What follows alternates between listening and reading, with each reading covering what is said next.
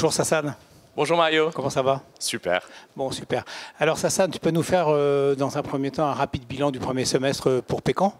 Oui, si tu me le permets Mario, je vais même faire un bilan parce qu'on va bientôt fêter les 3 ans de Pécan, qui est une jeune société de gestion. Magnifique. Sur le private equity. Ben voilà, on a commencé, on était 4, aujourd'hui on est 12, on a près de 250 millions d'euros d'actifs sous gestion et ça correspond en fait à des partenaires au nombre de 300 qui nous ont apporté des clients dans 9 fonds, entre ceux qui sont clôturés à la commercialisation et ceux qui sont encore en cours de levée.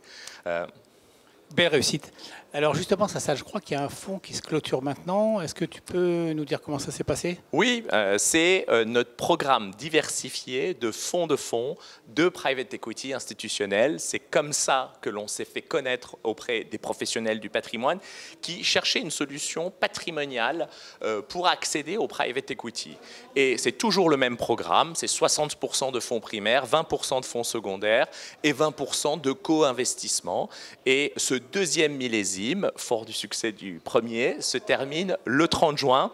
Et si tu me le permets, je voudrais rappeler en fait les éléments intéressants qu'il y a à envisager un investissement dans le private equity en late primary, avant la fin de la période de commercialisation, puisqu'en réalité, on a une bonne visibilité sur les actifs, on a 2 ans gagnés sur la durée totale de l'investissement, et comme on est sur un FCPR, il n'y a pas de prime d'égalisation ou de souscription, on rentre au nominal sur un portefeuille qui est déjà largement déployé, donc c'est intéressant de l'envisager.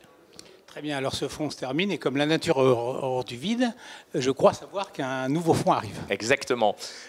En réalité, moi je le vois au cours de ces 3 dernières années auprès des professionnels du patrimoine et de leurs clients, les stratégies de private equity qui plaisent aux investisseurs privés, c'est le secondaire, le co-investissement et le LBO primaire. Je viens de parler de co-investissement qui était à l'intérieur de mon programme de fonds et on lance effectivement un multifonds de secondaire sous format FPCI, donc accessible à partir de 100 000 euros. Et la caractéristique de cette solution d'investissement, elle est intéressante puisqu'on a sélectionné 3 GP, 3 gérants de private equity.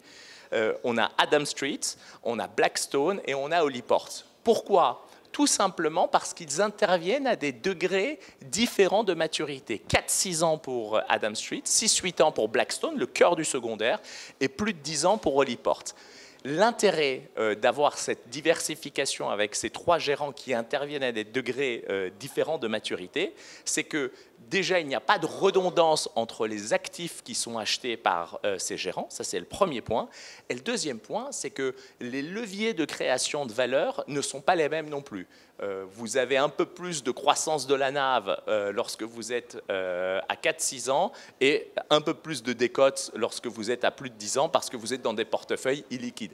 Et ça, on trouve que c'est intéressant en termes de stratégie de secondaire pour les professionnels du patrimoine et leurs clients.